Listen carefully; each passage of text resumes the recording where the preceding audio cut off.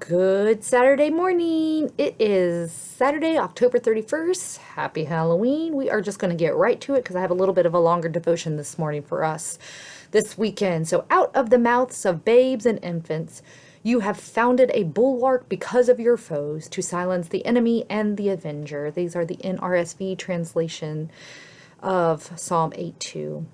So, when I was a kid, we didn't really celebrate Halloween. My parents, especially my dad, detested the holiday, not allowing us to trick or treat ever, but he did concede from time to time, depending on what church we were in, to let us get dressed up and participate in a church's trunk or treat or fall festival. But rather, on October 31st every year, my dad would regularly remind us that on October 31st, 1517, Martin Luther nailed the 95 Theses on the church doors in Wittenberg, Germany to begin the Protestant Reformation. And every year, as we grew older and older and asked to participate in Halloween, we learned from my dad more and more about Martin Luther, Wittenberg, the Protestant Reformation, and the lasting impact that day in 1517 had on Christianity across the entire world. One year around this time, my dad even took us on a train trip across Germany to Wittenberg, to visit the site where when Martin Luther nailed those 95 Theses, and we did the whole Martin Luther tour thing there in Wittenberg. My childhood memories of Halloween consist more of my dad's reluctance to allow us to participate in Halloween in any way, but it also has a little vague memory of my mom's gentle nudging to let us do a little celebrating, reminding my dad that after all, the day after this All Hallows Eve is All Saints Day, which is very much a holiday in the church. Of course, I was thinking about this because today is Halloween, and now I, as a parent of three, I must decide to participate or not to participate. That is the question I must ask. In a way, I think this small struggle, this tug of war that me and my siblings experienced with my dad and Halloween and Martin Luther and 1517, October 31st, my dad, we experienced this with my dad, this tug of war, this struggle, as my dad tried to point us to God and away from what he thought was a grotesque holiday wrapped in all kinds of consumerism and worldliness. It's the kind of tug of war we daily find ourselves in so often, to not be conformed to the ways of this world, but to be transformed, to use the words of Romans 12.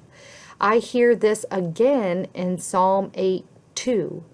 I talked about this a little bit on Wednesday, but do we daily choose to set our minds on Christ, to use more of Romans 12, so that we can all see the good, the pleasing and perfect things of God and give God praise? Or do we focus on the darker things of our world? Do the darker things of the world hold your attention, distracting you and even blinding you to the good, the pleasing, and the perfect things of God? Now that I am a parent, I can truly appreciate my dad putting limits and boundaries on our participation in things like Halloween. There were other things that he put boundaries and limitations on, not just Halloween, but it's Halloween today, so that's what I'm focusing on. My dad taught me about bulwarks, barriers, guards, protection. Because in this life, it is so easy to get wrapped up in such things like Halloween, but not just Halloween, so many other God-distracting things that seem so innocent and harmless, but do indeed divert our time and attention, our focus, our resources even, away from God. And such diversions might truly start out as harmless fun, but they can sometimes grow and snowball to become all-consuming, to the point of putting God on the back burner, not making God our first priority.